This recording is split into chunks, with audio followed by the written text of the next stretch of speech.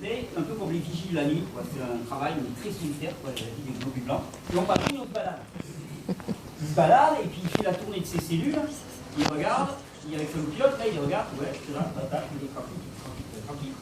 Et puis là, il passe au niveau d'une cellule et il voit un truc. Cette cellule, en fait, à force, elle a reçu énormément de déchets non métabolisés, non transformés, des chaînes longues qui n'ont pas été digérées de manière adéquate, elle est remplie de tas de trucs pas tout à fait normaux. Mais bon, de l'extérieur, ça se voit moyen. Donc il passe comme ça, il passe, voilà la cellule, il continue. Puis là, il a comme un doute, tu sais, il a comme un doute, et puis il se retourne, il va voir la cellule, il dit, mais toi, la cellule, il fait, ouais, non, je suis content et tout, voilà, je fais partie de l'organisme, il n'y a pas de souci et tout. Et puis au fur et à mesure où il discute avec la cellule, il se rend compte qu'il y a un problème, parce que dans la cellule, mais en fait, il ne reconnaît pas ce qu'il y a. Il ne reconnaît pas les éléments qu'il y a. Il devrait y avoir certains éléments et ils n'y sont pas. Qu'est-ce qu'il fait? Il dit, ah, je t'ai compris ton jeu, et clac, il la shoot. Il shoot ses propres cellules. Pourquoi? Parce qu'elles n'ont plus rien à voir avec nos propres cellules. Pourquoi? Parce qu'elles sont remplies de matériaux qui ne sont pas des matériaux qui sont propres aux cellules. C'est une explication imagée qui paraît très bêta, et pourtant qui permet d'expliquer le phénomène auto-immune. Pour ceux qui veulent avoir la version non bisounours ou Pac-Man, j'ai conscience que c'est... Mais vous pouvez aller voir le travail extraordinaire qu'a fait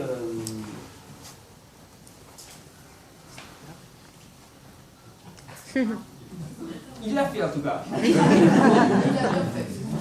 Ah ouais, alors, de façon parfaite. Jean Signalé. Jeannot. Jean Signalé.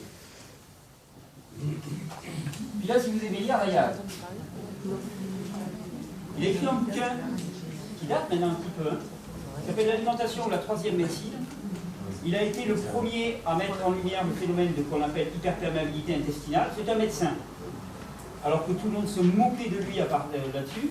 Et il a une explication extrêmement, enfin voilà, moi c'est la version édulcorée, mais il y a une explication extrêmement riche du phénomène auto-immune dans le corps, comme finalement, mais simplement la conjonction de deux phénomènes.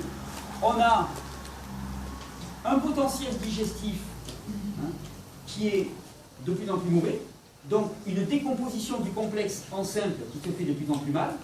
Ensuite, on a une barrière intestinale qui n'a plus rien à voir avec une barrière intestinale. Pourquoi? Parce que tous les bactéries qui devraient être présentes pour faire la protection n'y sont plus, et parce que la barrière en tant que telle, les tissus, ils commencent à être de plus en plus poreux, donc ça passe à l'intérieur. Donc premièrement, c'est mal digéré, deuxièmement, ça passe à l'intérieur, et finalement, troisièmement, ça vient s'accumuler dans les cellules. Une fois que c'est accumulé dans les cellules, eh bien, le système fait son boulot, il n'est pas fou, il attaque ses propres cellules, parce que ce n'est plus ses propres cellules, parce que ce sont des choses étrangères. Ça, c'est la genèse auto-immune de la... l'hypothèse d'hyperperméabilité intestinale de la maladie auto-immune, qu'on peut aller trouver chez Jean Signalé.